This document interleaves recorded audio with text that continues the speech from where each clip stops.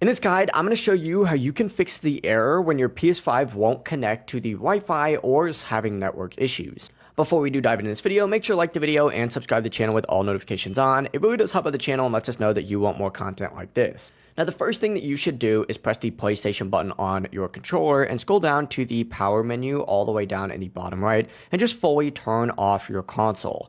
Once it's off, unplug your router or your modem from the power for about 30 to 60 seconds and plug it back in, and then turn your PS5 back on and check to see if your Wi-Fi works. However, if you're still having issues on your PlayStation 5, navigate up to the settings button up at the very top and select it, and then hit the network button and navigate into connection status and hit view PlayStation network status. Just make sure that everything shows green on this page right here. If PSN services are down, that's likely the cause.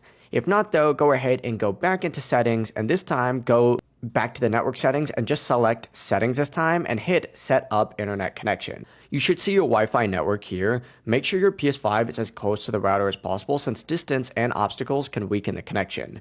From here though, highlight your network, press the options button on your controller and select forget, and then reconnect by entering in your Wi-Fi password again. After reconnecting, once again, press the options, and this time go into Wi-Fi frequency bands. If your PS5 is far from the router, go ahead and select 2.4 gigahertz. And if it's close to the router, select 5 gigahertz for faster speeds. If you're on a PS5 Pro with a router that does support it, you can also select 6 gigahertz only.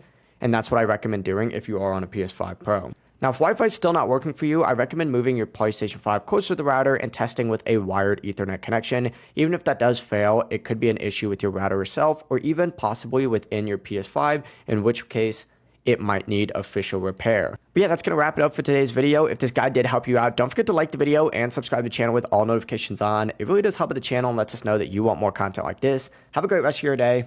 Peace.